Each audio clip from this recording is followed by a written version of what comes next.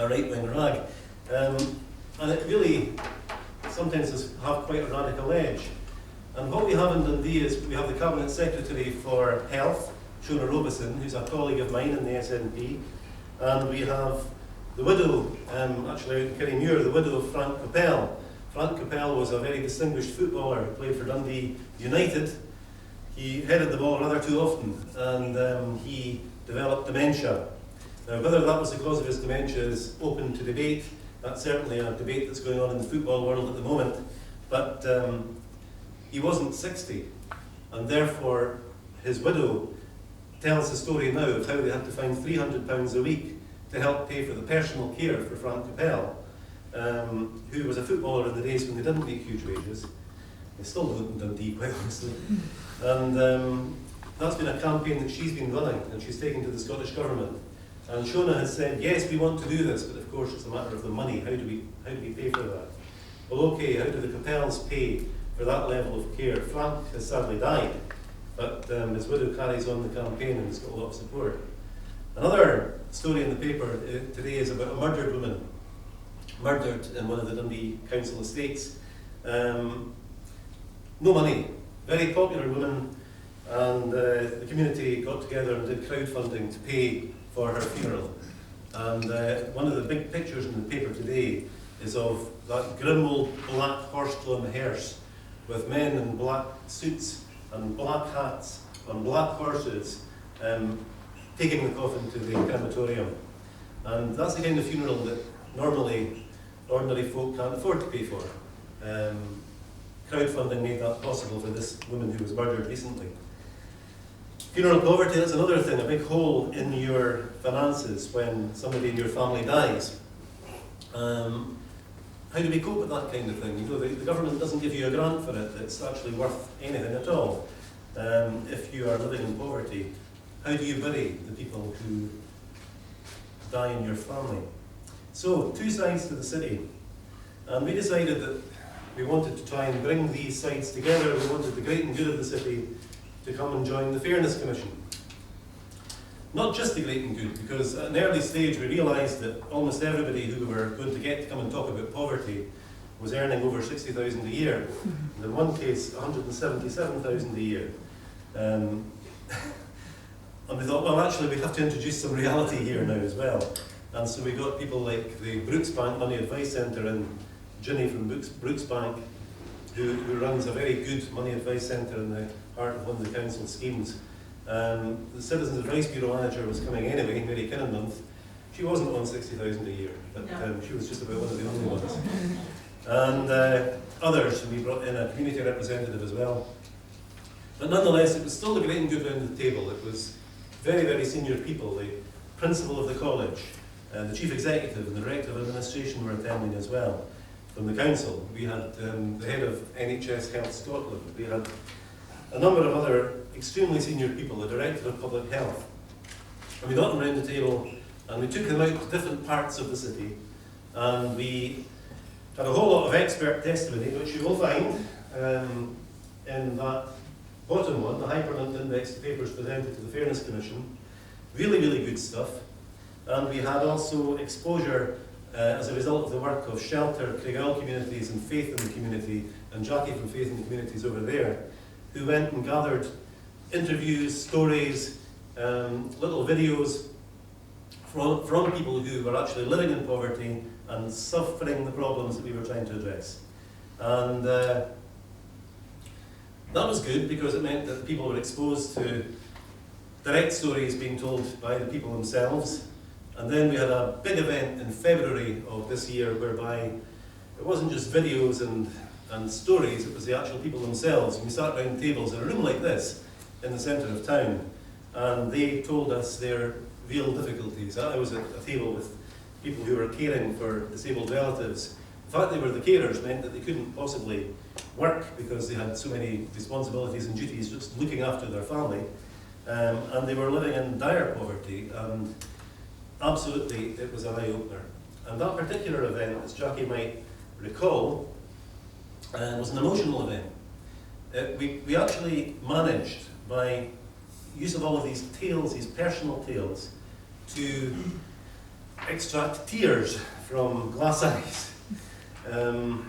Some of the people who were on that Fairness Commission really hadn't been exposed directly to those kind of stories before. And if you read the report, the full report of the Fairness Commission, that's the third link, at the end you will see that each of them was asked to provide about 100 words giving their personal impression of what the Fairness Commission had meant to them over the year. And you can read them and you can see that they're all heartfelt. They all meant what they wrote, apart from one who quite obviously got his press officer to do it. See if you can work out which one it was. But the vast majority were extremely emotional, actually. And the emotion, this is a bit of an academic audience, I think, and we're all evidence-driven, and Pop Art Scotland is looking for evidence to drive things forward. I remember once being interviewed on BBC Radio by a man called Colin Bell when I was working for Shelter, and I told this harrowing tale of a homeless person who the council had completely neglected, and it was all wrong, and I wanted a change in the law. And I thought, he could not fail to have got the point. And then he said to me, but that's just anecdotal evidence, Jimmy. Have you not got anything more? And I thought, I spluttered. I didn't know what to say at that point, because actually he was right. You know, I didn't have a well-prepared thesis with lots of evidence and quantitative evidence, is that what you call it? But nonetheless, the story was powerful, and that's what the Fairness Commission did. It gathered powerful stories. It had an emotional effect on the people who heard them. They are now going back to their own agencies and attempting to put into practice some of the things that they learned at the Fairness Commission. And it's not just about trying to find the solution to all poverty. It's not like looking for one solution that will wipe out poverty. I think Richard puts it as a silver bullet in your report, because I read about it last night. It's about doing little things that make a difference. So we realised the school clothing grant was far too low. It was about 40 quid. So we raised it to 80 quid. It's still not enough, you know, but at least you'll get your blazer. For the Harris, that new school there that's just been built. And if two schools have been merged into one, and of course, one of the schools, which is the school whose blazer we are using, it costs about £60 to buy a blazer for that school. Ouch. Anyway, the school clothing grant will at least cover that, maybe get a pair of shoes as well. Other bits of action. We're going to be a living wage city soon. We're applying for accreditation, and we'll get that, and we'll announce that in November.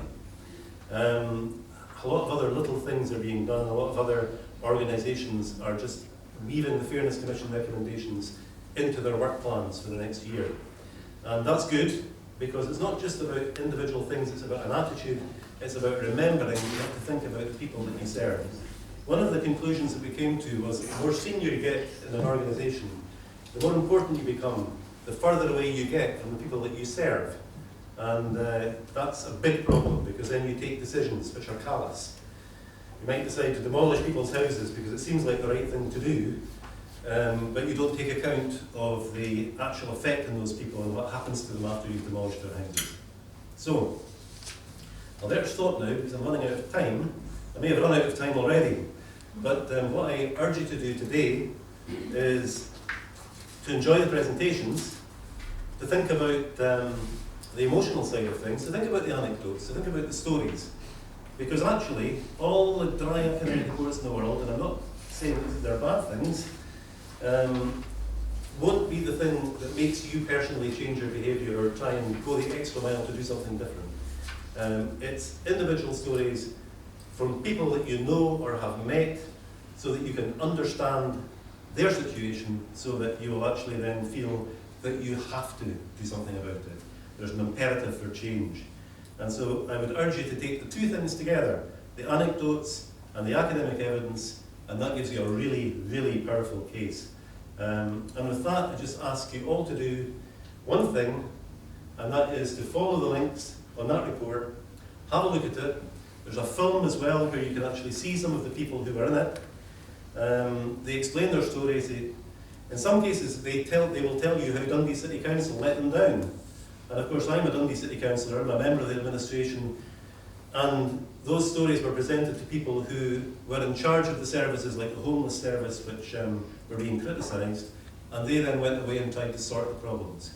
And that's what we need to do now. We need to go away and try and sort the problem. So if you are in any way involved in administering anything, I think it would be a good thing for you to do, to follow those links, read the material. There is a fantastic resource there, both academic and anecdotal, and now I'll stop. Thank you.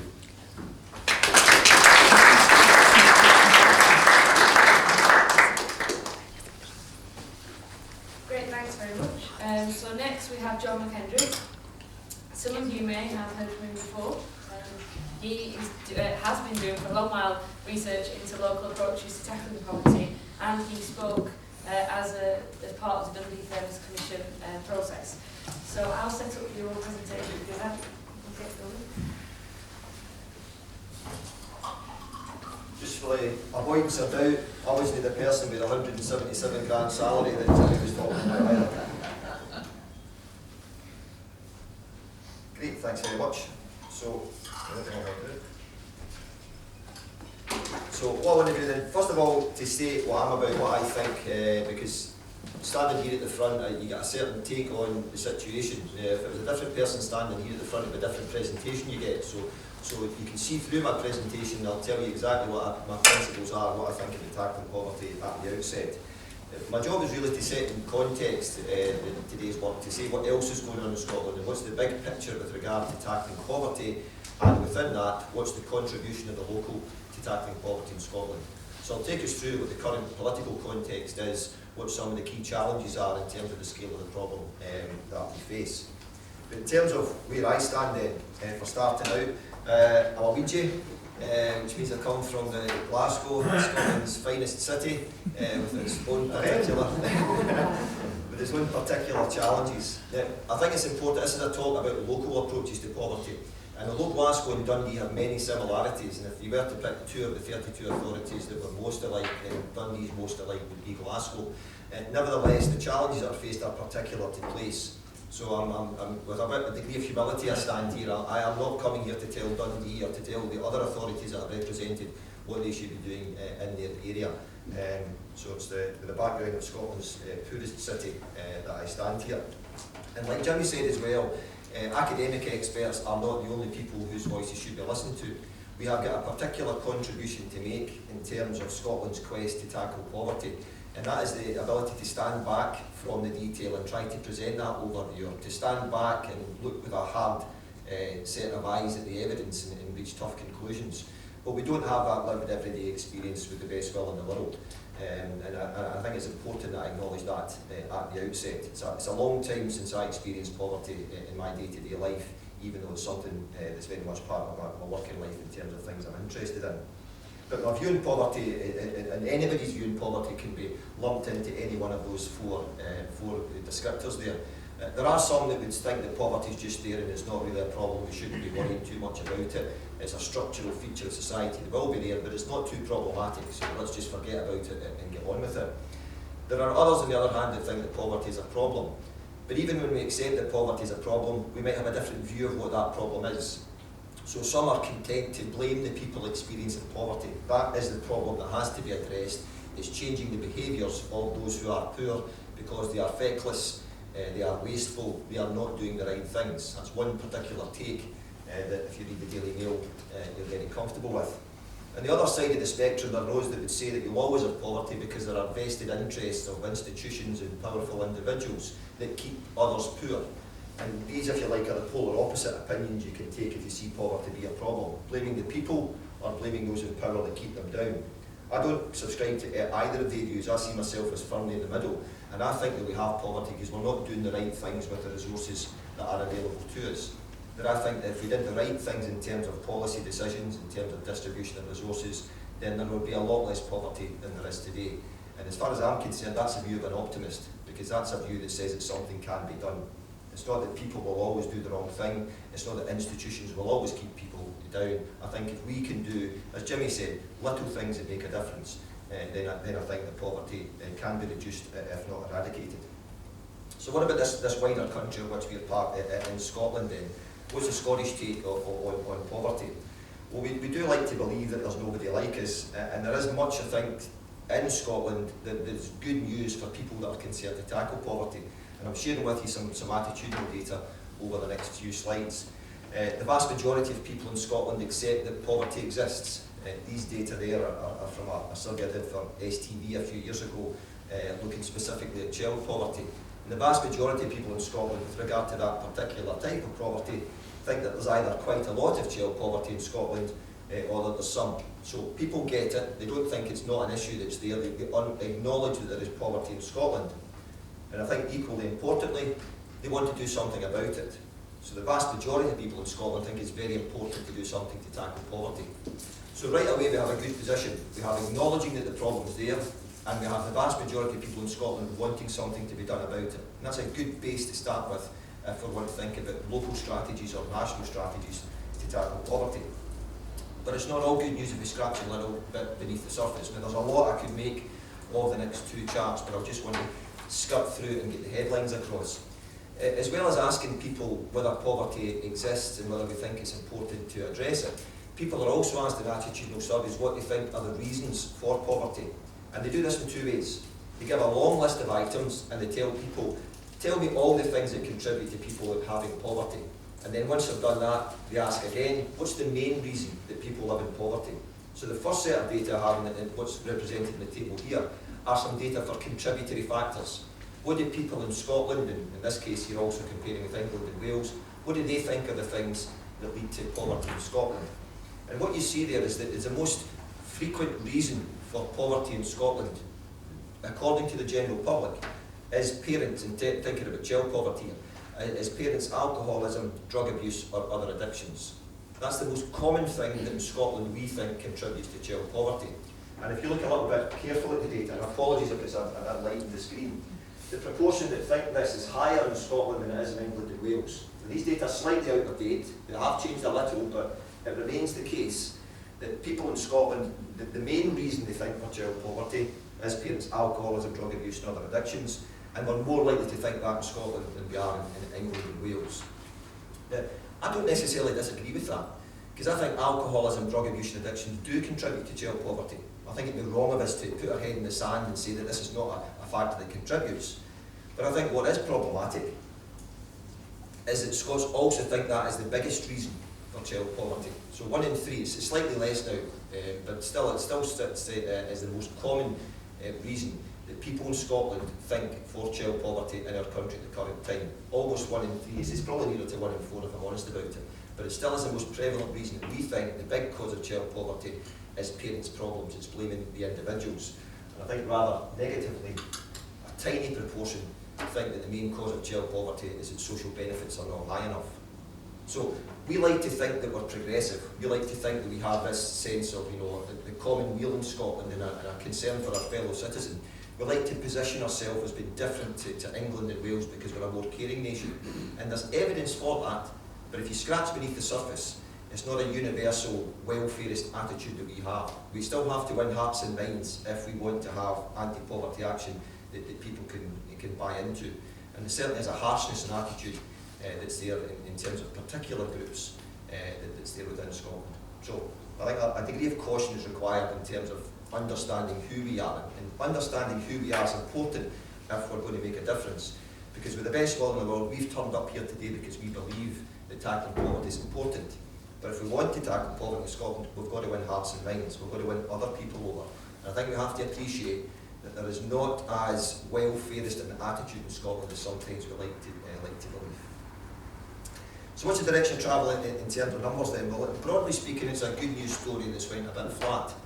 For a long time, and a lot of the attribution of the positive results can go partly towards global economic change in the right direction and partly due to New Labour and its early years making, in my opinion, the right decisions in terms of how it was distributing resources.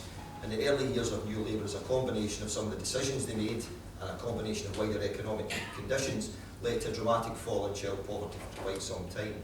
But towards the end of the New Labour years in the UK government, things began to flatline. They weren't doing things that were reducing child poverty, and really it's flatlined ever since. Hasn't been a dramatic increase to date, although in the last year or two there's signs again that child poverty is beginning to creep up again, because we're at a turning point.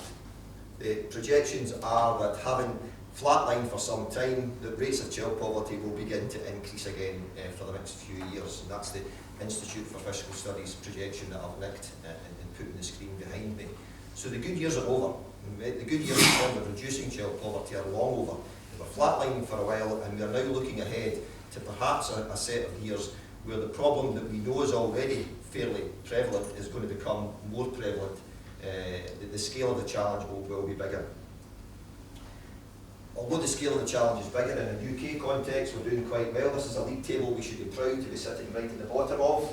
This is an instance of child poverty across the different local government office regions in the UK, and Scotland does fare relatively better than the other major regions, national regions and regions of England. So Scotland is a lower rate of child poverty compared to other regions in the UK, but it's still a lot of poverty that's there. According to the figures that were released last month, 220,000 children in Scotland, if we use one of the ways of measuring poverty, are living in poverty at the current time, and 2/3 of those children are living in a household where at least one adult works. So it's not worklessness is the only cause of poverty in Scotland. We should be looking for simple explanations. If we look at people as a whole, I have talked about child poverty quite a bit here, and there's a reason for that I'll come to at the end, but almost a million. A lower than, but almost a million people in Scotland just now would be judged according to the official way in which we measure poverty as living in poverty at the current time. So it's a big problem in terms of numbers. We might have the lowest rates of child poverty in the UK. We might be part of an economic country that's one of the strongest economies within the world, but we still have a significant poverty problem that we should be looking to address. And to be fair, all iterations of the Scottish Government have been interested in tackling child poverty. I'm old enough to remember the introduction of Scottish social justice milestones in the very first Scottish, as was then executive, from 1990 to 2004. That morphed into closing the opportunity gap in the second Scottish executive, which became an achieving our potential, and then through time we've developed a stronger focus on wanting to tackle child poverty. Initially, the Scottish Child Poverty Strategy aligned with the UK Child Poverty Act of 2010, aiming to eradicate child poverty by 2020. So the Fairer Scotland conversation. And there's more going on. I think what's interesting just now, and I'll come to towards the end, is a proposed child poverty bill for Scotland. The consultation is active just now. It closes on the 30th September, and the government have gave a notice of intention to introduce a child poverty bill for Scotland with the aim of eradicating child poverty by 2030 in our country. So the government have shown a lot of interest nationally. There's also been a lot of interest locally. Jimmy had mentioned the Dundee Fairness Commission. There's also Fairer Fife, Robert's here from Fife, tackling poverty in Renfrewshire. So a number of Scottish local authorities have had a local authority approach to tackling poverty, articulating what they can do with their resources, or in Jimmy's words, the little things that can make a difference locally as part of the mix. We slowed in another. The other thing about local is it's not just a case of local authority. There are interest groups that have articulated what they can do within their domain. So in the field of education, which we know is an issue just now, there's an attainment challenge in Scotland looking to narrow that attainment gap between, in particular, the gap between the poorer children and less affluent children. And the education realm has a number of key documents that have looked at what they can do within education to make a difference to tackling poverty in their domain. The EIS, in fact, over in Dundee earlier this year, had their second of their conferences looking at poverty in education. They produced an excellent document called Face Up to Child Poverty, geared for those working in school education, giving concrete suggestions about what they can do to be more aware of poverty in the classroom and what teachers and other educational practitioners can do to make a difference to tackling it. And the cost of the school day, a project involving some authorities in West Central Scotland and the Child Poverty Action Group, looking more generally at the hidden costs of attending school. Jimmy had mentioned the increase of the school clothing grant to make sure that it actually does meet the cost of a blazer. But there are lots of other ways in which there are hidden costs that are involved in a school, and the cost of the school day report looks at that. There's other parallel work looking at the cost of school holidays and the hidden costs that come out of school time too. So local work can also be interest group work in terms of what you can do within your domain. Oops, I'm going the wrong way. I think they're the options that you have locally, and I mentioned at the start, you can position yourself in poverty in terms of, do you think that not doing the right things is a problem, or people are the problem, or the structures are the problem, or really it's just there and it won't be a problem anyway. I think if you agree that something can be done, I think these are the types of things that could be used to describe what you're doing. We tend to be implicit and take these for granted. A local anti-poverty strategy, or a poverty strategy more generally, might be enabling people not living in poverty to increase the chances of those who are to live a poverty-free life. There's an element of trickle-down within that, expecting those that are more privileged or those that have control over resources to do the right things to make sure that people can live a poverty-free life that are in there. Or it can directly aim to reduce the number of people living in poverty. Or it might prevent those that are on the margins of poverty from slipping down into poverty. It might enable those living in poverty to increase their chances, enabling people living in poverty to escape poverty through their own endeavours. Or it might aim to protect those who are in poverty from the worst excesses of that condition. Now they're similar, those games, but they are very different. They're different goals that we are articulating there. And the one that we talk about is reducing the number of people living in poverty. When it comes to an anti-poverty strategy, that's the goal. Let's reduce the number of people living in poverty. But my argument would be that's the wrong goal. It's the wrong goal certainly for a local and a community approach, is to aim to reduce the number of people living in poverty. It would be fine, it would be great if that happened, but that's not what we get control over. In terms of local resources, you don't really have the levers to ensure that you can reduce the number of people living in poverty. But you do have control over the levers that can take away the worst excesses of that experience. You do have control of the levers to enable people to realise their potential. You do have the control to do the right things with the resources at your disposal to make it more likely that the numbers of people living in poverty will be reduced. But to set ourselves up with that goal is potentially setting ourselves up to fail. And I think we have to think carefully about that, because that's the one that we all jump to. Ideally we'd like that. Ideally that's an aspiration, but it shouldn't, in my opinion, be a goal for a local or a community strategy. So what are the drivers in Scotland at the current time? Well, there's a number of drivers important, and some of them I've alluded to already. We've got a sense of ourselves as being a socially just group of people, and I think to a large extent that's right.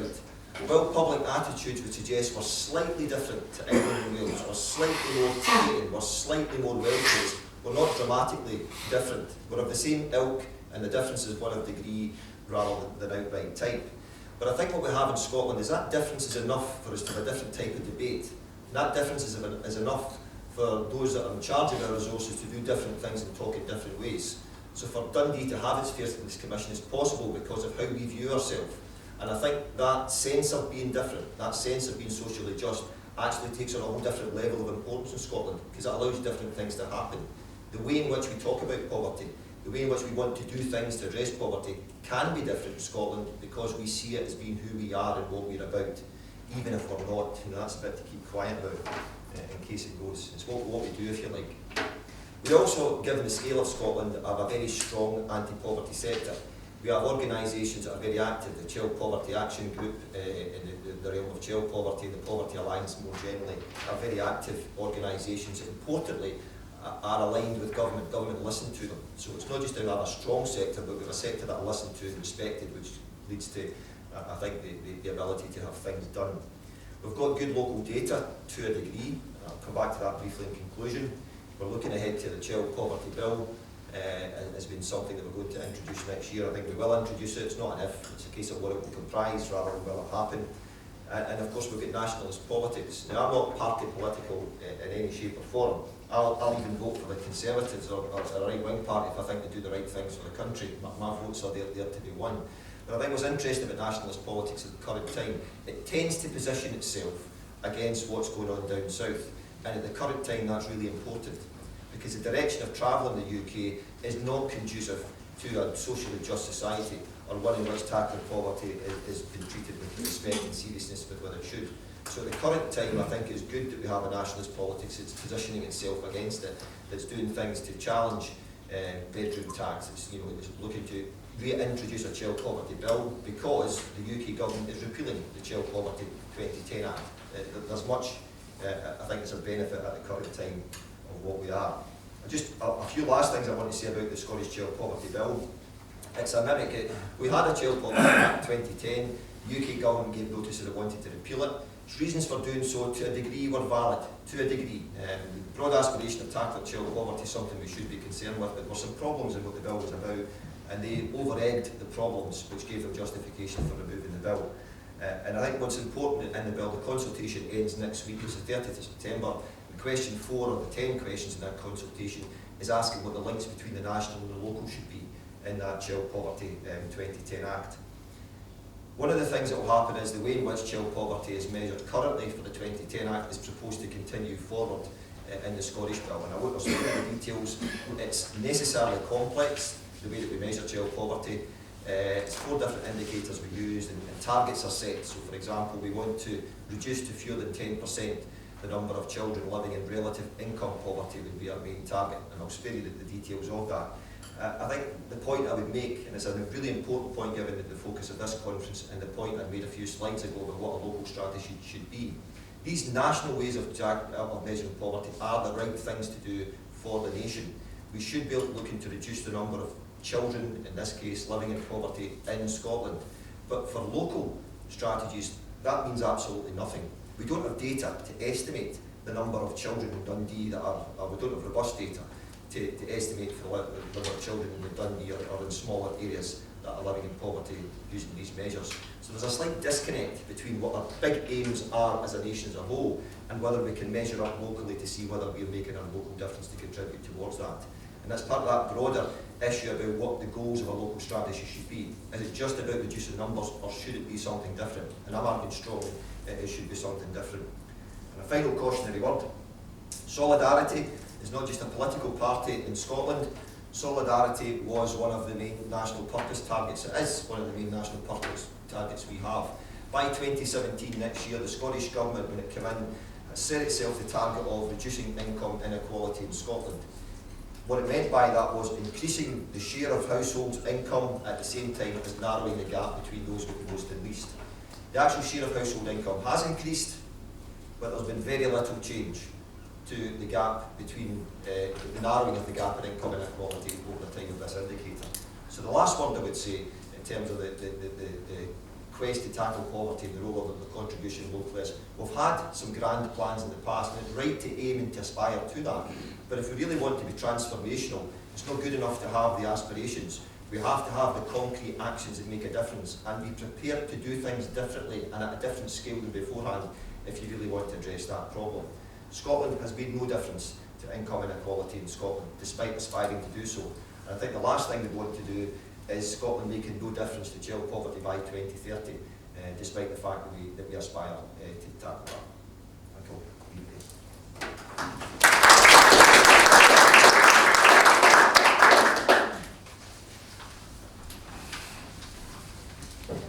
Great, thanks very much for that.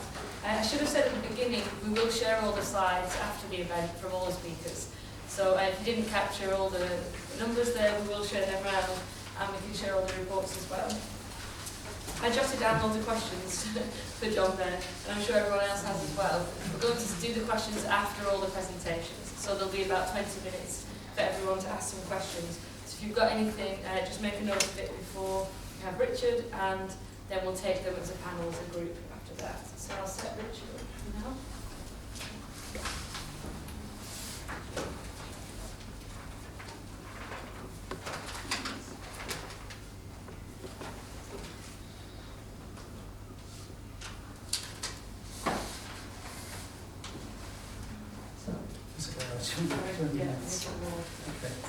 Okay, well, let's welcome everybody, and thank you very much to Hayley and colleagues, Linda, Anna and Simon for inviting me here today and for making everything run so smoothly. And as I was saying yesterday when we did the event in Clydebank, I think it's really interesting that the first invitation that we got to present the research actually came from a Scottish organisation, which I think is indicative of the different levels of interest and commitment to this agenda either side of the border. So in terms of how the research came about, it was done by myself and a team of colleagues at Sheffield Hallam University, commissioned by Joseph Rowntree Foundation, which, as I'm sure you're aware, is a research charity dedicated to commissioning and funding research with the purpose of understanding and analysing poverty with the aim of ultimately reducing it. And the reason why they commissioned it is that despite growing policy interest in the scope for community-led activities, community-based work to tackle poverty, there hadn't to date been any comprehensive review either that actually defined what we mean by community-led activities, but also looked at the impact of those activities in terms of reducing or mitigating poverty. So that was the task that we were set, and I would stress that we see our report very much as the beginning of the discussion rather than a final statement. It'll be interesting to get your thoughts and questions as we go through. So very briefly, I'll just talk a little bit about the policy context, some of the differences between the English and Scottish policy context. I'll explain the methods that were used for the research, talk a bit about definitions of poverty and what we mean by community-led approaches, present some of the findings and the analysis that has been taken of the impact of some community-led activities, and then wrap up to thinking about the implications for policy and practice.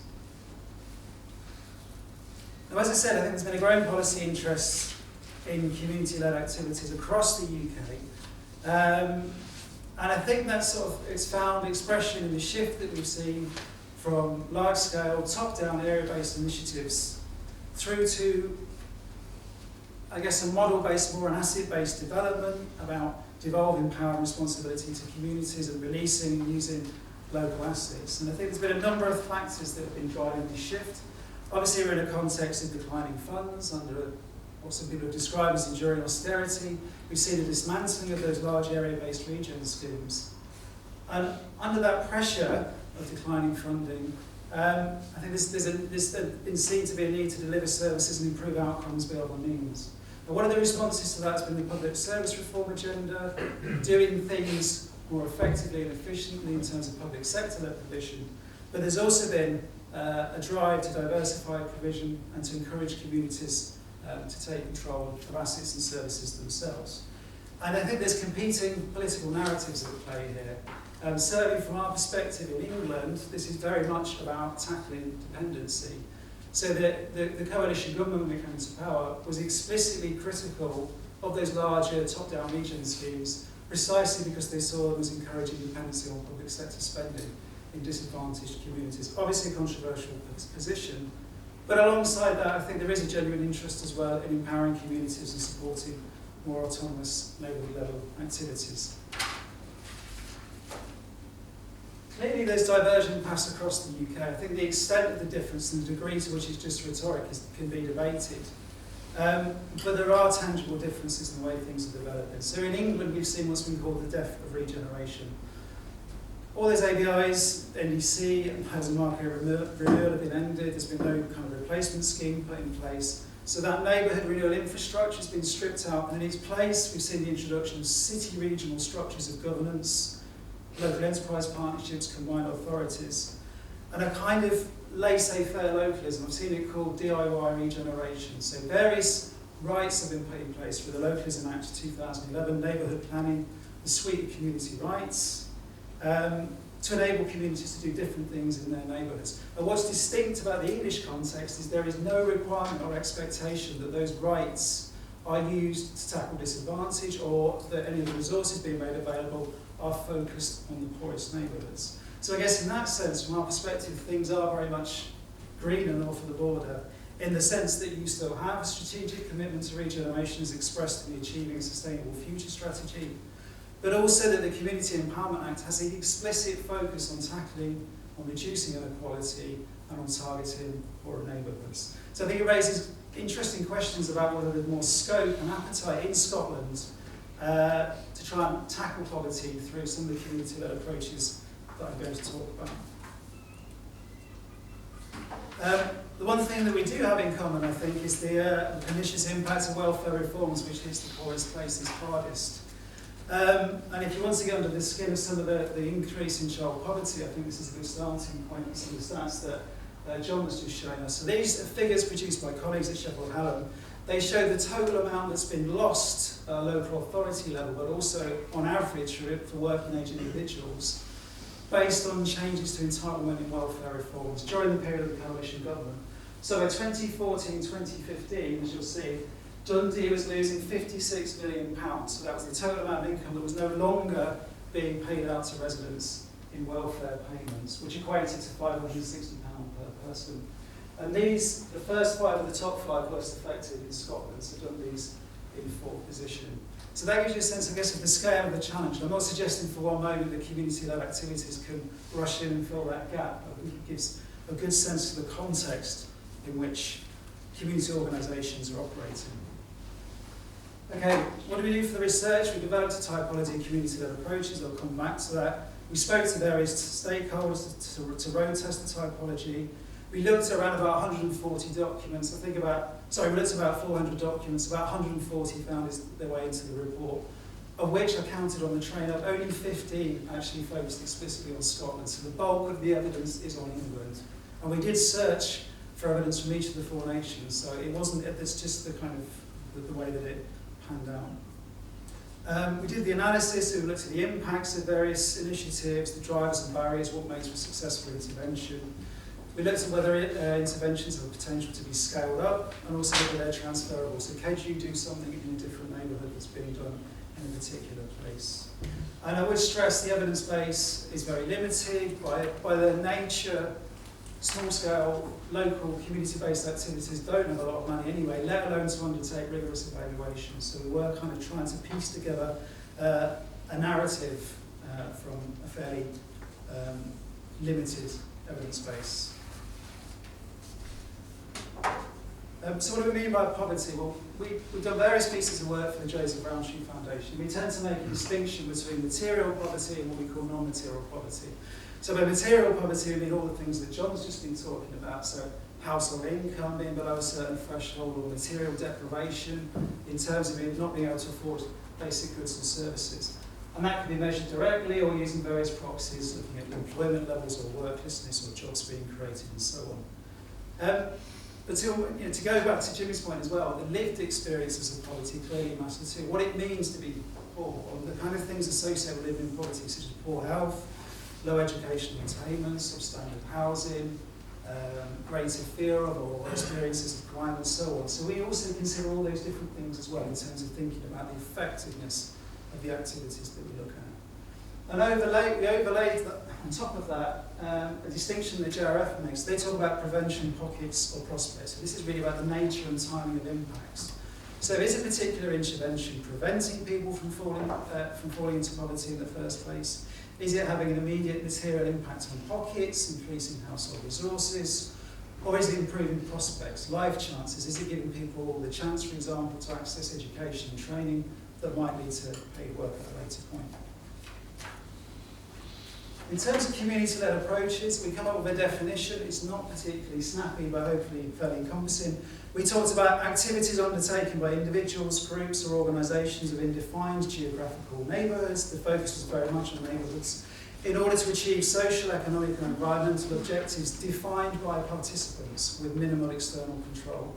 So in practice, that can be a range of things. It could be a parent-toddler group through to quite a large-scale government-funded community organising scheme, so long as the aims and objectives are set by the participants themselves.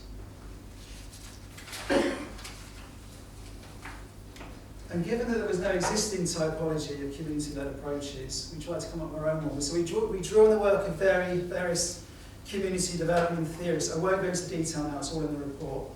But we came up with 5 broad approaches, which we think most activities that are taking place at a local level could be slotted into one of these 5 categories. So voluntary action, community organising, or sometimes called community campaigning, social action, community economic development, and community involvement in service delivery.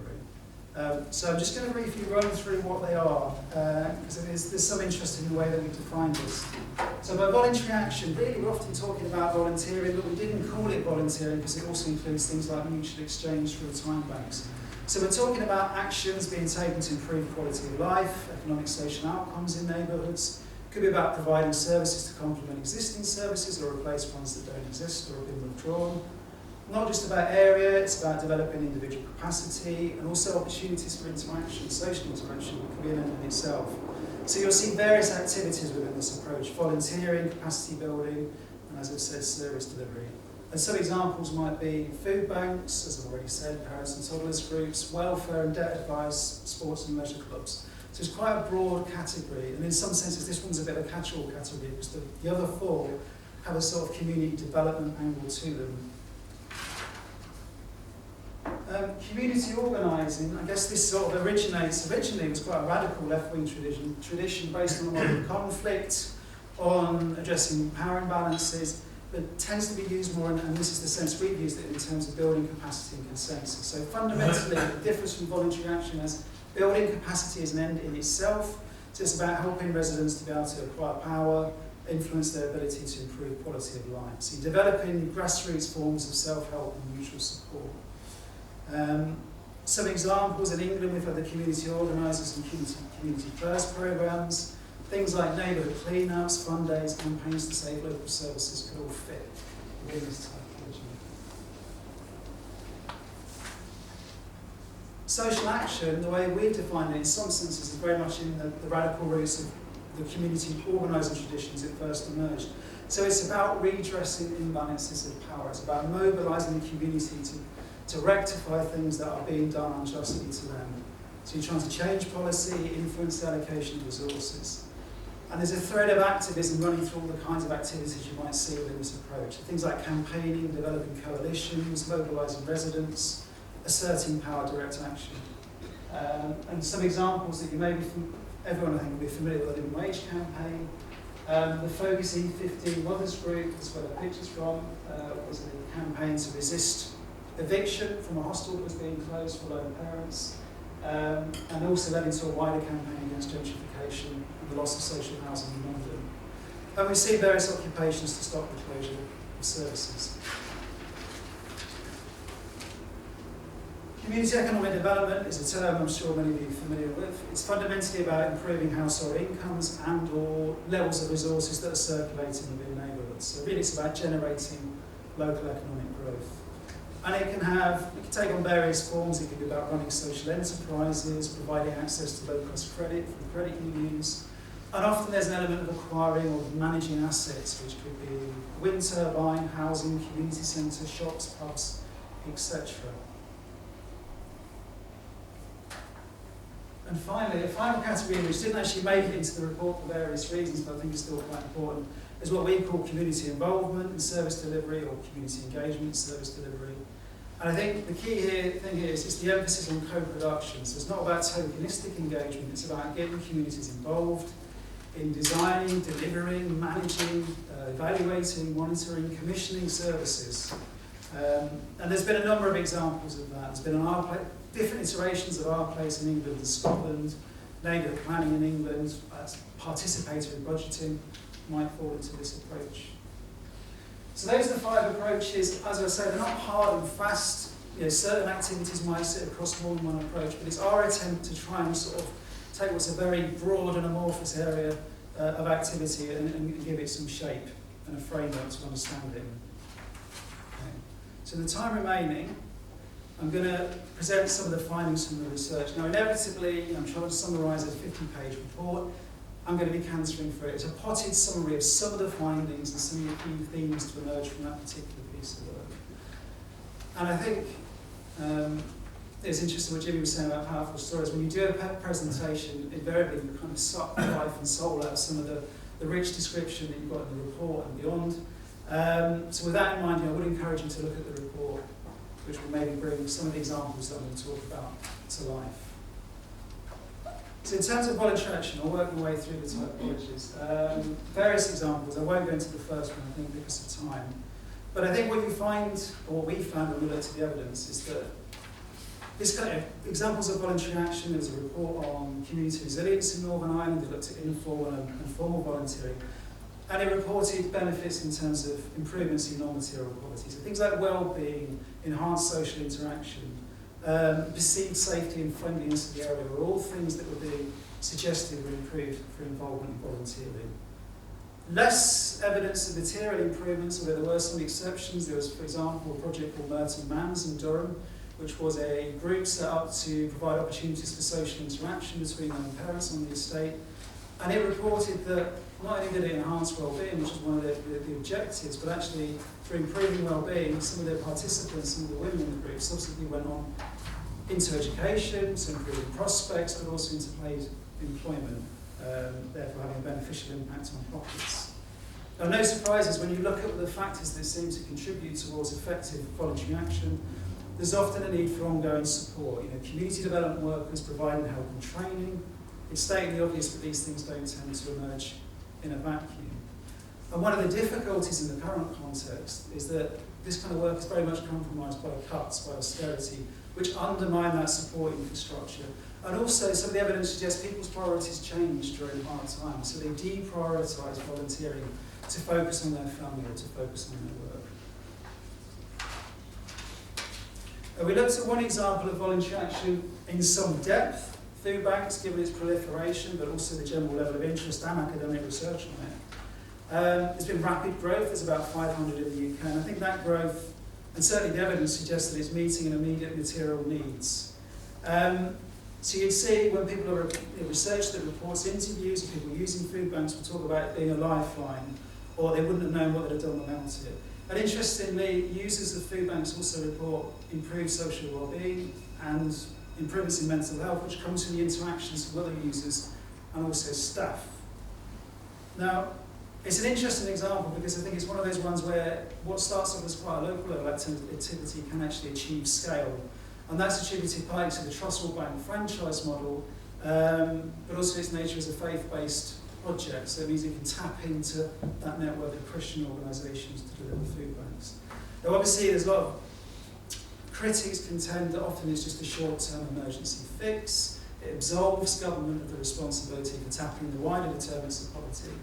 But there was some interesting material about how the food bank model is being expanded, Food Bank Plus, so that it's starting to do things like provide advocacy or skills training, so improving the prospects of people, but also campaigning against the kinds of things, such as the increase in sanctioning, which are contributing to people using food banks in the first place. So it's a model that's evolving and developing, and possibly is scaling up its potential to achieve sustainable outcomes around reducing poverty.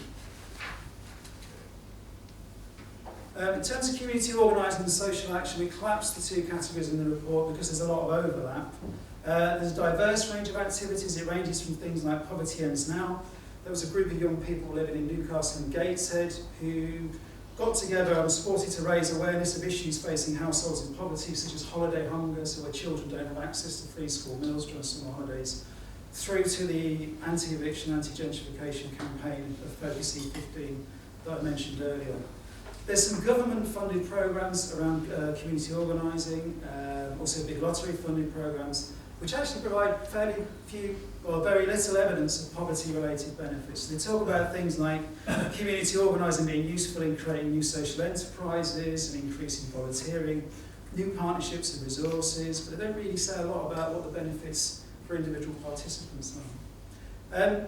There were some interesting examples of social action, that more kind of direct action I talked about, where there's been interesting and notable successes. So, for example, Thrive was a coalition of residents and church groups within Stockton-on-Tees that got together because they were concerned about the excessive charges being levied by hire purchase providers in the area. And through a campaign, a concerted campaign of emails, telephone campaign, YouTube video, and the link is in the report, so I would encourage you to look at that because it actually shows some of the users of high-cost lenders talking about their experiences. But through those activities, they actually managed to get the hire purchase providers to reduce the interest rates they were charging. Living wage campaign has kind of expanded from something which started very much as a coalition between trade unions and neighbourhood groups and workplace groups in London. And Citizens UK report that it's benefited 100,000 workers in an 8-year period up to 2013 and generated an estimated 235 million additional pounds worth of income. So some significant benefits in terms of scale, but also interesting because it's likely to be, well, it will directly impact on those on the lowest incomes. Now, in terms of what makes community organising tick, I'm going back to community organising here. The research suggests you need effective local leaders able to contribute time, devote effort to support residents and also costs. So some of the suggestions in the research is that it's not always an approach that's going to work in areas, particularly where civil society infrastructure is weaker. But as I said, with the living wage campaign, you can see how these things can be scaled up into citywide and even national campaigns, given the impetus of the campaign for living wage. Community economic development encompasses a wide range of activities. I won't go through them there. There's an interesting table that Nick Bailey produced to give you a flavour of the different things. And community economic development is interesting, I think, because high hopes are invested in it, precisely because it's seen as income generating. So it's seen as a way of generating sustainable local income that can be circulated within disadvantaged neighbourhoods. Also providing employment opportunities that can be targeted to disadvantaged groups. And perhaps attractively, certainly to the English, in an English context, filling some of the gaps that have opened up in services under the context of austerity. So I think there's a key question here about whether community economic development can actually fulfil some of those expectations. I'm going to take a couple of examples. I mean, we did look at several. We're going to look at credit unions first and then community-led housing. In terms of credit unions, so obviously community-based credit unions are seen as a valuable way of addressing some of the financial difficulties that low-income households face, high levels of debt, use of high-cost lenders, inability to access financial facilities. And what the evidence suggests is it can actually make quite a big impact on pockets. So one example, DWP Growth Fund provided £100 million to 150 credit unions over a 5-year period. And the research suggested that users experienced interest savings of between about £377 and £425 compared to individuals of similar levels of debt but that weren't using credit unions. There's also a suggestion it can prevent poverty. Survey work showing that 40% of credit union members stop using expensive home credit once they become members. So it possibly has a preventative effect for stopping people from falling into higher levels of debt.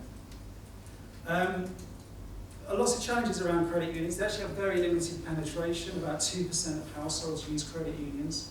There's a lot of things that need to happen. There's a lot of challenges in working in low-income neighbourhoods, high fixed costs, challenges in finding premises and collection points, greater risk of default. There's a smaller capital base that you can attract, given the low incomes of the households in those neighbourhoods.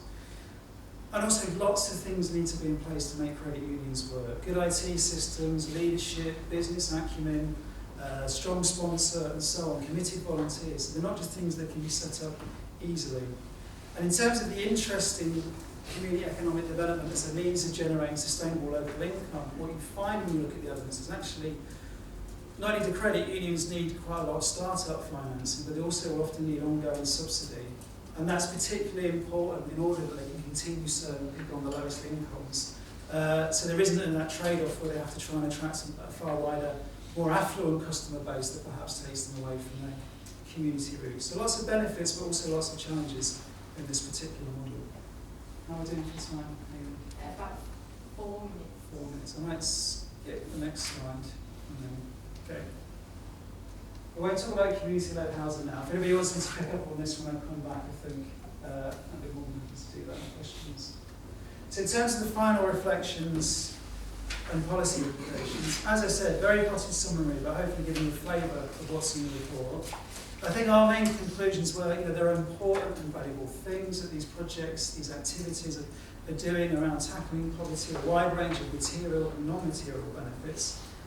Evidence suggests perhaps more likely to impact on pockets and prospects rather than prevention, although that could be the way the evaluations have been set up, or the fact that people don't tend to set up projects to prevent things, but to actually tackle stuff that's a problem in the here and now. With credit unions being a notable exception in terms of having some potential to prevent poverty. That there's a clear theme emerging around that the context matters. So the things you have available locally, the infrastructure, the voluntary and community sector infrastructure, the skills and capacity that you have in those organisations and within the community itself, your ability to access the right forms of finance and have access to physical assets to manage or to run services from, and also the partnerships that you develop across sectors, all emerge as being very important. Which means the existence or not of these factors will shape up, your scope, your ability to see these kind of things emerge within neighbourhoods.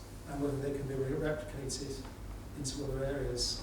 Now, I think this goes back to a point that John made quite forcefully earlier, that community-led activities, I mean this was our conclusion, they're unlikely to achieve poverty reduction outcomes on a significant scale. You know, they are not a silver bullet, they are not a panacea for poverty, and they never will be, given the kind of national level policies, you know, tax and benefits, living costs, access to housing, so that will all be shaping the levels of poverty and the severity of poverty within neighbourhoods. With some exceptions, stuff like what the Trussell Trust is doing or the Living Wage campaign are having outcomes at a significant scale. But then again, I think you shouldn't always use those kind of metrics, those benchmarks to assess the impact of those activities, because the process of being involved clearly matters. As anyone involved in this kind of work will tell you, you know. So we shouldn't lose sight of the benefits of participating in terms of things like developing social capital, developing community capacity, engendering a feeling of belonging and of empowerment. All these things clearly matter too. I think the message for policymakers would be they may be disappointed if they think that community-led activities can fill the vacuum left behind by cuts, welfare reform, austerity, precisely because all those things undermine the very infrastructure and resources and skills that you need to have in place for community activities to thrive. I think there's also a wider policy implication here about the need to align, or perhaps I should say more accurately, realign some of the funding, wider funding for economic development and regeneration with community-led activity. And I think that's a lesson from the past that's been lost. So there's an example in the report, for instance, where a food co-op was set up and operated out, was able to operate because there were facilities made available by a community development trust that runs a community centre that was funded through a large-scale regeneration scheme. So these two kind of things often work in tandem. So you can't just withdraw the funding for regeneration and expect community-led activities to flourish in the vacuum that's left behind. And there's possibly more scope for aligning activities in that sense. So finally, just to finish up on that academic, so I would say this, but I think there really is a need for more research. And possibly that's something we should come from, you know, should be supported by national governments to support community organisations to be able to better understand what it is that they're doing, what it is that works about what they're doing, and what the impacts of their activities are. And if we get that stronger, that more rigorous, that more robust evidence base, then I think we'd be in a better place to advocate you know, for increased funding and increased support for community-led activities, which clearly are delivering benefits in some of the most disadvantaged neighbourhoods. Thank you.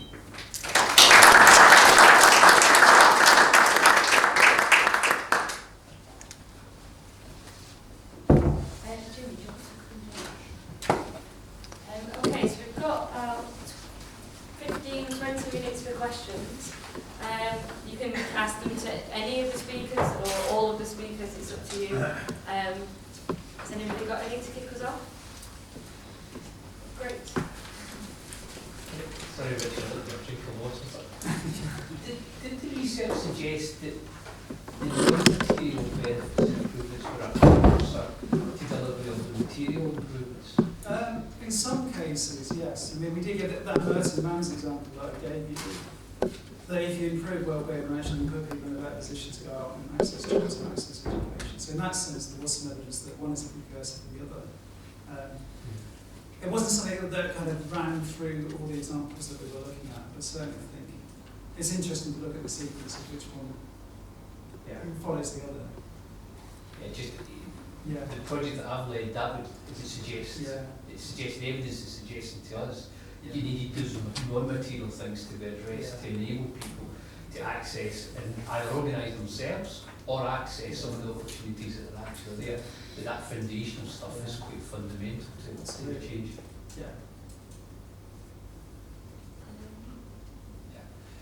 This is kind of a question for the whole panel.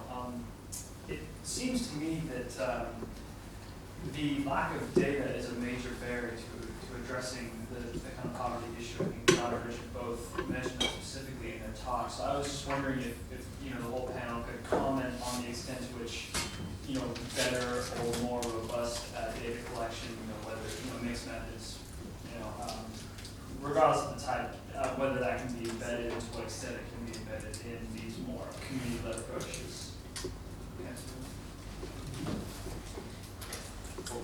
We've got better data than we've ever had. I think that's the first time technology. I mean, when I started out in academia a long time ago, I was part of a unit called the Scottish Poverty Information Unit, and it existed to try to describe poverty in Scotland as best it could, and it used a lot of inference from UK data to try to talk about things in Scotland.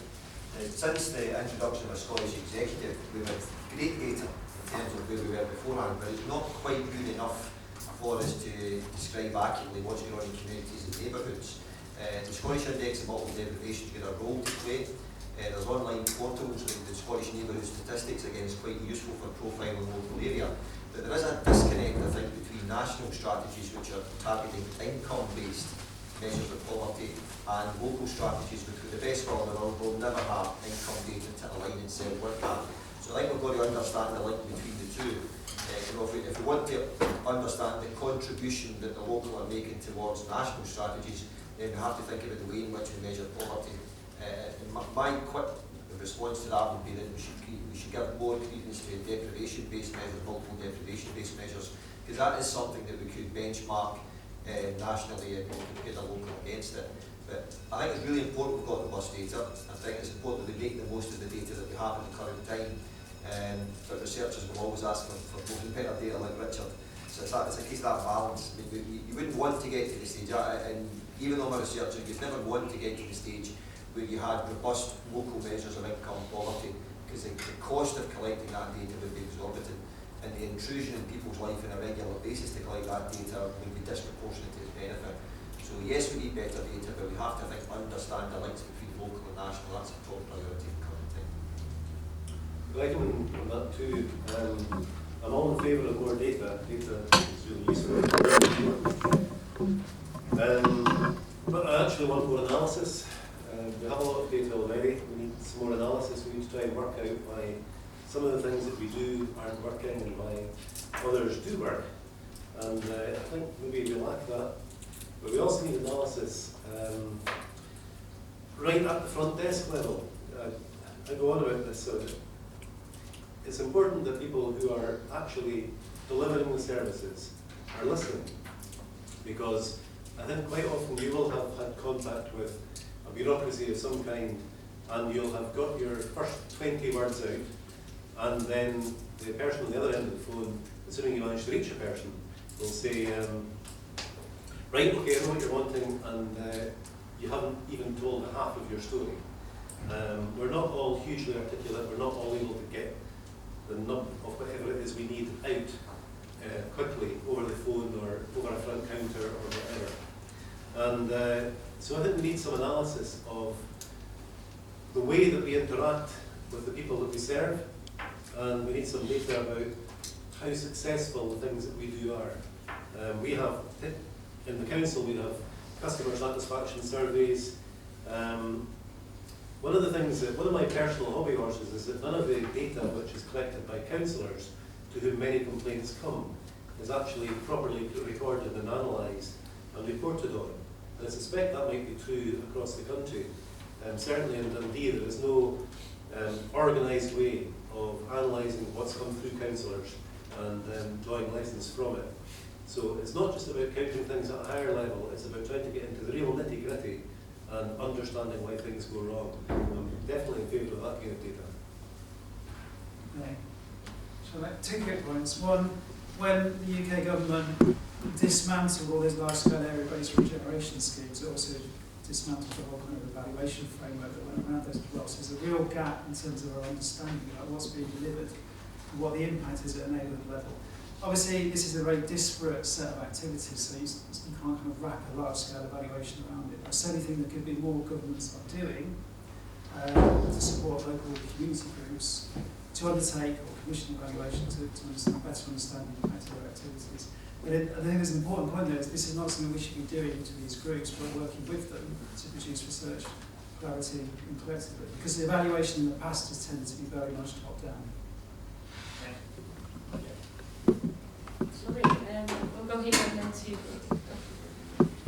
Okay, I think that slide that you've got up there is a pretty key and critical sort of slide. I think a lot of local authorities and partners are on a journey, but if people don't realise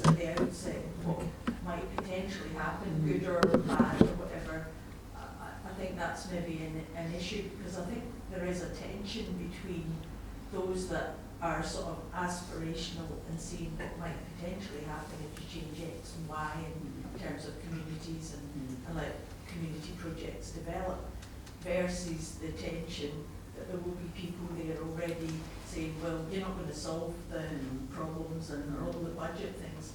So I think that slide, if it can be used elsewhere, should form quite a lot of discussion in local areas. So it's not really a question, it's more a statement or an observation, because I think that gets to a lot of the nub of it, because you get fired with enthusiasm in the community and you support the community to start new projects, etc., and do things, and you see the good things that come out of that. But it's not sustainable, perhaps, across, for years or so forth. And then your tension is that it's not actually going to make such a significant change. And I think these points need to be discussed or debated or are made more open. I don't know. I want to comment on that. Were you barking over? I mean, obviously I agree, because it's all laid out there. I mean, I suppose it goes back to John's point. It's about understanding the levers you have and how you can maximise those levers, but also the limits of those levers. And how different tiers or different layers of government, different tiers of government, I suppose I should say, line up from what local authorities are doing to what sub-regional structures, are all different, but what they're doing as well, and how that links up with national policy. I mean, hopefully I'm not, what I hoped I wasn't doing that kind of conclusion to being really negative about potentially. I think you're being a realist. Really useful stuff, but let's be realistic about the scale of what's likely to be achieved. But I think it's that realism thing that does still need to be debated and discussed in local areas, and you have to go for the best you can do, but I think there's things that are going to work against it. In terms of impact, community impact, let's look at Hillcrest Housing Association in Dundee, which is no longer just in Dundee. It operates in Edinburgh and Glasgow and Perthshire and all around the country. It began as a small community-led housing association, which was entirely run by tenants. Now there's not so many tenants on the board, but it's expanded dramatically. It employs about 800 people in Scotland, many of whom are in the care sector. It's a multi-million-pound business. It's based in Dundee. That came out of the community. Other community housing associations have stayed small, and in some ways I'm a great admirer of Hillcrest, but in some ways I admire the ones who stayed small more, because they're still run. People like Fairfield Housing Co-op in Perth, for example, they're still run at a local level. Very much the tenants are involved in the running of it. And what you've got is local people who are managing businesses which are turning over very large sums and are doing something really useful in the community and are sustainable, because housing associations are the best example of social enterprises that I can think of. They're not always even considered to be social enterprises, but they are, because their whole aim is to do something good in the community and plough the profits back in. Now, if you can take something like Hillcrest, or like Fairfield in Perth, or Kingdom Housing Association in Fife, which are all excellent organisations, they are stable, they have expertise and resources, they have accountants, they have development workers, they have people who know how to run meetings. By God, that's important in community organisations, because how many good initiatives have fallen apart because everybody was fighting on the committee, and then everybody leaves, you're left with one person, the thing folds. So you've got all of these resources, and I think you just need to try and ensure that the housing associations who have built up all of those resources share them with the rest of us, and I think actually they do. They do their best to do that, and some of them have different arms. They used to call it the wider role. So let's use the strengths of what's already in the community, what's already been built, and take advantage of that power. And obviously there are local authorities there as well, the NHS. There's also, we talk about there not being any money. There is more than £600 million a year spent on employability initiatives in Scotland every year. I'm not sure that any of that money actually does any good. I don't know, what do you think? Do employability initiatives work? Do the work programme things that the government has been forcing people to go to, do they work? I'm not entirely sure. There are some very good employability projects, So yes, some of the money isn't wasted. But I just wonder, and maybe it's a matter of how we direct our resources as well, and at least the Scottish Government will soon have its hands on a lot of that money, although there's been a huge cut in it, of course. We've got a 90% cut in the resources available for the work programme. But you know, let's make use of what's there, and let's try and spend it in a more effective way. So we've got time for a few more. So did you have a question? Yeah, I was wondering if there was any of the community projects that you came up on that tried to tackle poverty by reducing the cost of living to particular areas. It seems to me that one of those issues is the sorry. No, it's a really good question. I think examples off the top of my head I can remember from the report are, there's food co-ops or collectively buying food so that it can be sold at a lower price. Some of the work that's being done around community-led housing, although not specifically set up to target poverty, is obviously delivering more affordable housing. And often, there's a good example from Helmsdale in Scotland of the development trust working with local partners to produce 4 energy-efficient homes. And one of the outcomes is reducing fuel poverty in the area, or reducing the cost of energy, so thereby contributing to fuel poverty goals. And that was a really interesting project actually, because the rental income, and they also installed a turbine, so the income that's being generated from electricity. I think that even though it's only 4 hours, the income was about £20,000 a year, which was then reinvested in community projects and sorts of knock-on benefits as well. But you're right, obviously tackling poverty is not just about raising incomes, but reducing costs. Yeah. But there are some sort of innovative examples in the report of different organisations doing things to try and do that. But I think absolutely it's a key part of what needs to happen. One here as well.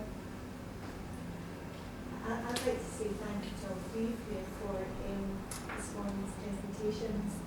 I work for NHS Lanarkshire, and I am a wee bit like John. I don't know if you would call yourself a pathological optimist. I like to call myself that because I think we're living in a time of great disruption. But I think we're also living in a time where there's huge possibilities, and we've got to embrace those possibilities.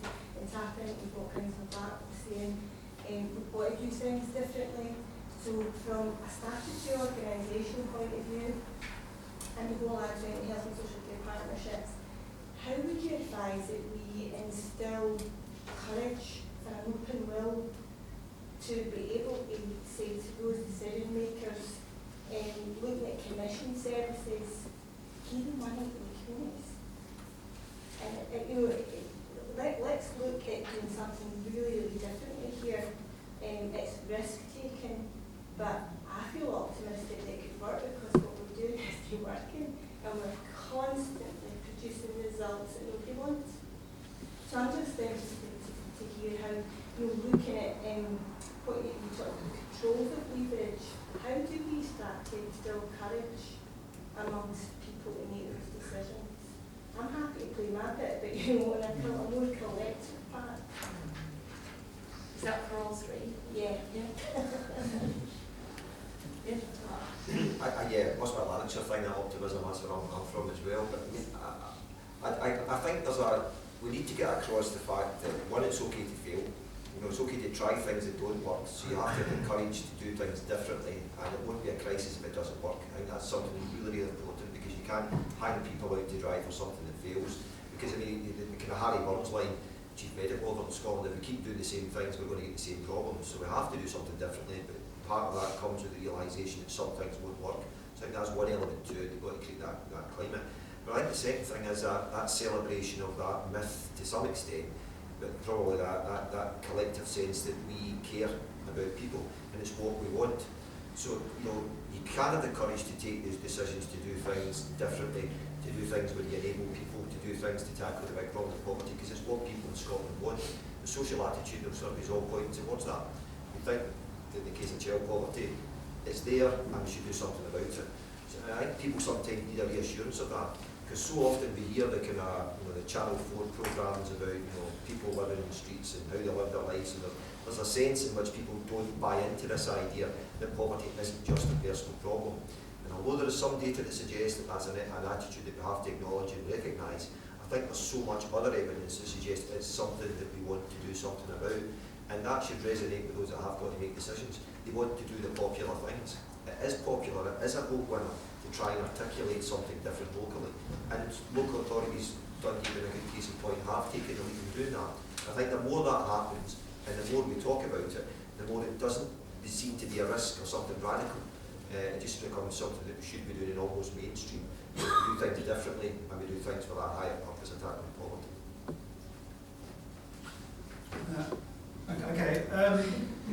From experience, the way to get, I always hesitate to say it, 'cause it sounds like a kiss of death, but the way to get people to sit up and take notice is not necessarily the kind of wider research that I presented, but evidence of cost savings. So we've done lots of work on the impact of social prescribing, we've done work on, I'm doing some evaluation of a complex needs project, and the thing that really gets commissioners to take notice is when you demonstrate that intervention at a certain point has a certain impact.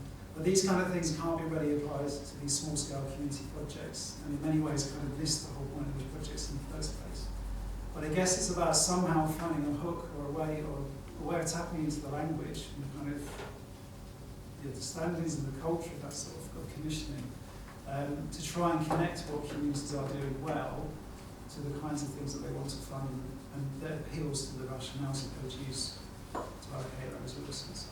Which is a bit of a dry academic answer, I think. It sounds a wee bit like what we're doing already. Is it? Yeah, I mean, if they're not, after that, I'm not quite sure how you kind of then take that up to the next level to try and persuade people. I'll hand over to Jimmy then. I've been making a study of how to get people to change their ways over the last 10 years.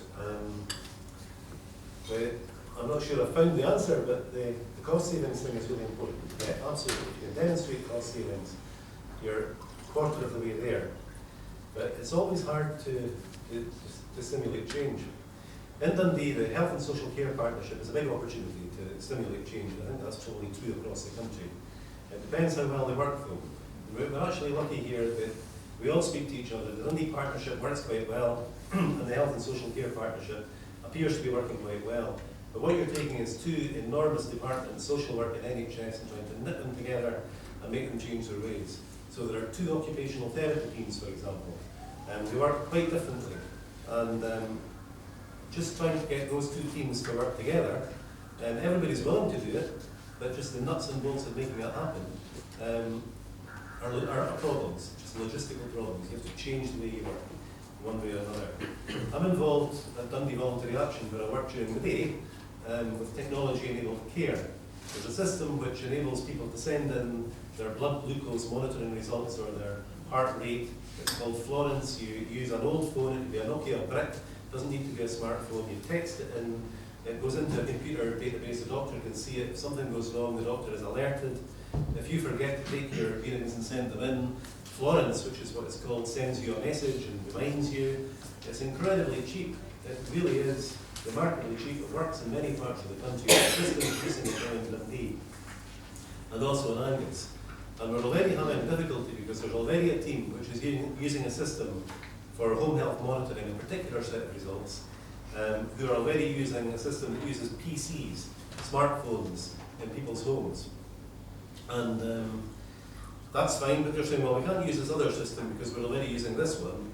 And I'm saying to them, but if you can't afford broadband, if you can't afford a computer, and if you don't know how to work one anyway, then that means you can't use this lovely system that you have. And they're saying, well, it's the system we have, and until they get their system sorted and it talks to our system, there's not much we can do about it. And I was thinking that there's an exact example of how people aren't thinking about the customers they serve. Because if they were thinking about the customers they serve, they would realise that a lot of the people who have the condition that I'm talking about actually do live in poverty and don't necessarily have access to these resources that most of us just take for granted now, like broadband in your house. So that's only if you live in Dundee. If you live out in the sticks, the countryside, where I come from originally, you might not necessarily get broadband in your house, and so there are also problems for other reasons of poverty. It might just be simply the geography of your situation. So, how do you change these things? I'll try and make this quick. You have to play the political game. You have to cultivate the people who make the decisions. I've found as a councillor that it's much less likely that anything I suggest will be adopted, because my fellow councillors will trust the officers more than they'll trust me. So if I bring an idea to the political group that I'm part of, well, they say, oh, Jimmy, well, that's your idea, or all the rest, but you're just an idealist, you're a bit like Jeremy Corbyn's and start throwing a beer. And, you know, it's a matter of not being taken seriously, not because I'm not a serious person, but because actually it's scary to do something that the officers haven't recommended. The officers recommend a report, it's more likely to be accepted, and it might even be accepted without debate. And it might be a crashing mistake, or it might be a good thing. I'm glad to say that most of the stuff we do in Dundee actually works reasonably well, I think. The officers we can trust. But that means that if I want to get an idea through the political group that I'm part of, I have to try and find an officer who will get it and who will then bring it up through the decision-making process. And then it'll come to the group, and it will be the director of whichever department that will say to the group, I think we should do this. And I'll just keep quiet and pretend that it wasn't me in the first place. So, you know, you have to play the political game. You have to get to know the decision makers. On the Dundee Health and Social Care Partnership, there are 3 councillors. If you want to influence that partnership, I suggest you need to get to know those councillors. You need to find a way of getting to their surgery. You need to create dialogue with them. You need to give them an alternative source of information to what they are fed by their officers. Because what they'll get from the officers will have been sifted through many processes, and all the compromises will already have been made, and what you'll get is something which is broadly acceptable to everyone, and that's not the way that you create radical change. So you have to play the political game. And that's difficult if you're a professional officer because you're kind of not used to having to do that. But it's very helpful if you have a thriving voluntary sector, because they're free to be able to say what they like, within reason, because they might get their funding cut off if they go too far. But you know, they have a bit more freedom to actually talk to anyone they want, to talk to the people at the highest level and bring the experience of the people they serve to the decision makers. So, long answer to your question, but basically you have to learn how to lobby. Sorry, we're going to have to stop there because the teas and coffees are out. After the break, we're going to get up out of the seats a little bit and stretch our legs, and we'll be moving around and being able to discuss in our groups some more about what we think we're doing locally, what needs to change, what support needs to be put in place, and we'll be doing that across all the themes that Richard's outlined in his presentation. So please do come back after the break, and we'll work with you through that process. So we've got about 15 minutes, 10, 15 minutes, and I think the tea and coffee's in the room to the right hand side.